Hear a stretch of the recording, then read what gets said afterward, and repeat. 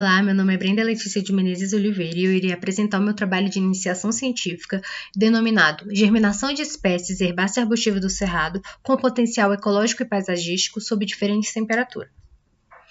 Para começar, é importante saber que a implantação de jardins com vegetação típica do cerrado é mais uma forma de manejo para a conservação da biodiversidade. No entanto, a identificação das espécies do estrato herbáceo arbustivo é um dos principais empecilhos para estudos de conservação e utilização das espécies em jardins urbanos. A germinação é um processo ordenado de atividades metabólicas divididas em fases e que resultam na formação de uma plântula a partir do embrião. A temperatura é um dos fatores que influenciam a germinação. Ela é considerada ótima quando possibilita a exibição de um potencial máximo de germinação em um menor período de tempo. Para muitas espécies, a germinação é favorecida pela alternância de temperatura, pela temperatura constante ou por um intervalo vasto de temperatura.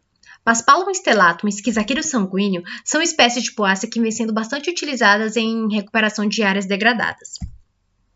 Como vocês podem observar, para poder ilustrar, Paspalum stellatum é uma espécie conhecida como capim-orelha de coelho e Schizachyrium sanguíneo, também conhecida como capim roxo.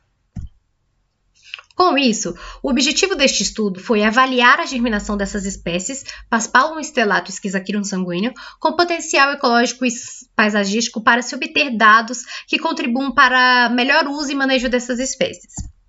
Para isso, a área de estudo foi a Universidade Católica de Brasília, na qual sementes das espécies foram monitoradas durante 30 dias do processo de germinação, sob diferentes condições de temperatura, sendo alternada de 20 a 30 graus e constante de 25 graus.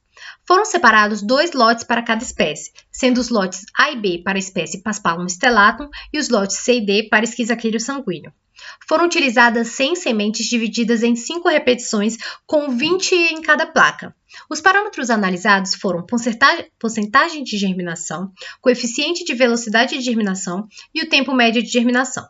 Para as análises foi utilizado o programa PEST, na qual a normalidade dos dados foi testada pelo teste Shapiro-Wilk, e quando essa premissa foi atendida, os dados foram submetidos ao teste ANOVA. As médias foram comparadas pelo teste Tuckey, e caso não atendesse à premissa de normalidade, o teste não paramétrico Kruskal-Wallis foi utilizado. O valor de alfa para este estudo foi considerado como 0,1. E com isso, ao submeter os lotes de sementes de cada espécie em diferentes condições de temperatura, constatou-se que os processos germinativos não foram influenciados pela alternância de temperatura, independentemente do lote. Isso porque cada espécie exige condições específicas para que a germinação da sua semente ocorra. E é muito provável que a variabilidade nas respostas das espécies aqui experimentadas em relação aos demais estudos seja um reflexo da adaptação das espécies ao ambiente, tendo em vista que a faixa de temperatura adequada para a germinação das sementes está correlacionada com a temperatura do ambiente em que a planta se desenvolve. No geral, as taxas de germinação para as espécies Paspalum stellatum e Schizachyrium sanguíneo aqui experimentadas foram baixas, bem como observado por outros autores para outras espécies da família Poaceae.